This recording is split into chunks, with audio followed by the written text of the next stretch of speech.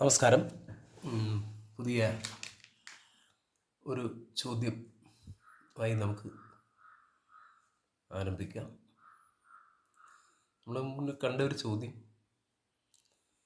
0.82 centimetre plus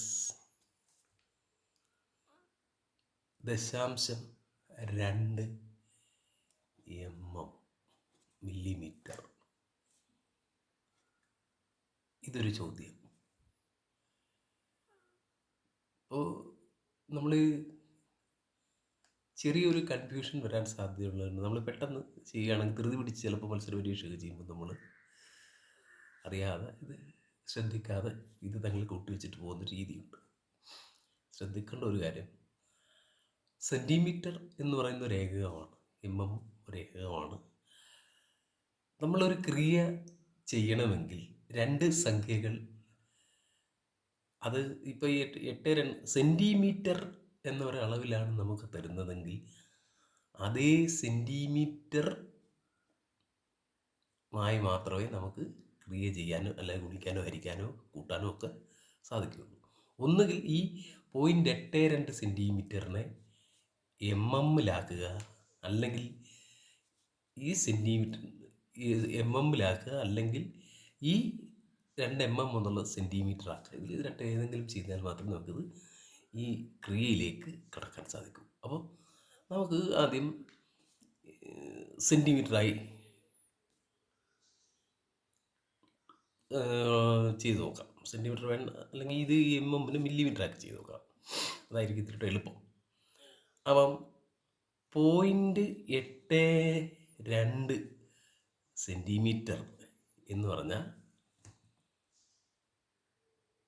millimetre 10 ഗുണം 0.82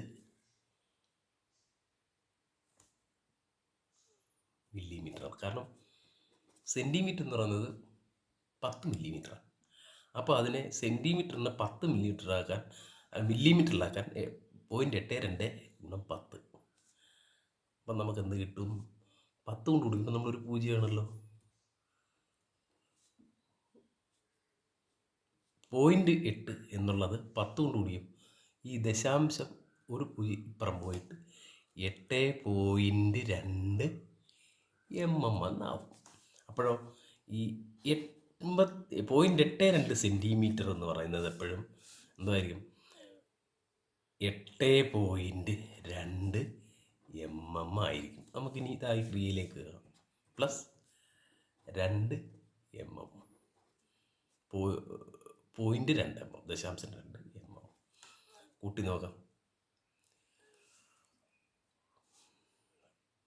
8.2 അധികം 0.2 സമം 4 ദശാംശം 8.4 mm. ഇതാണ് ഒരു രീതിയായിട്ട് നമുക്ക് ചെയ്യാൻ സാധിക്കും. ഇനി വേണമെങ്കിൽ ഈ MM സെൻറ്റിമീറ്റർ ആക്കി ക്രിയ ചെയ്യാം. അത് നമുക്ക് പിന്നീട് പരിശോധിക്കാം. പുതിയൊരു വീഡിയോ ഇനി കാണുന്നവരെ നന്ദി.